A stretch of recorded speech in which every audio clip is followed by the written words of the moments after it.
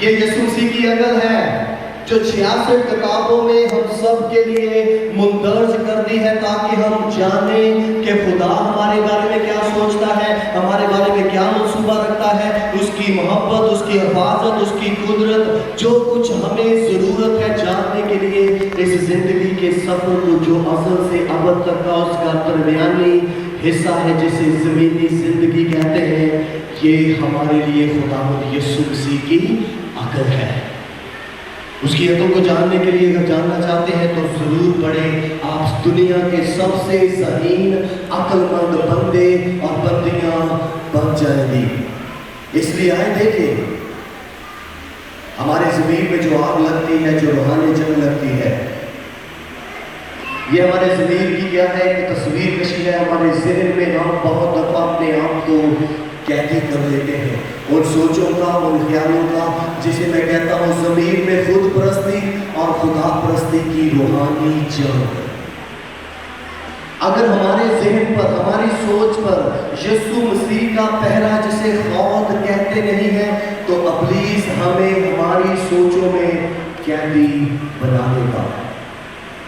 آج بہت سے لوگ آزاد ہیں لیکن وہ کیا ہے؟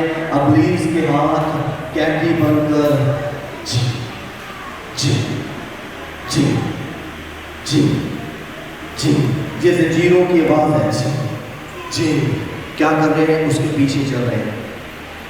اسی لیے بائبل مقدس میں ہمیں سیکھنے کو ملتا ہے خدا کے کلام کو جب ہم دیکھتے ہیں، دل سب چیزوں سے زیادہ ہیلا باز ہے۔ ہیلا باز کسے کہتے ہیں؟ ڈرامے کی بہانے باز۔ میں دیکھا اس دل من اے بڑا گڑے باز لبدائے اپنا ہی فائدہ اے بڑا ہی چلا کے۔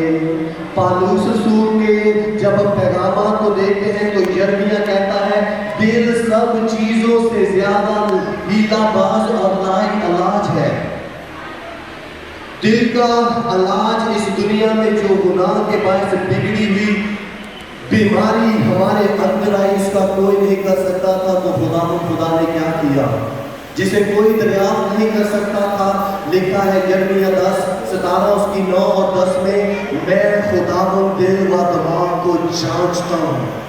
جب وہ جانچتا ہے تو کیا کرتا ہے؟ سرجری کرتا ہے، آزماتا ہے،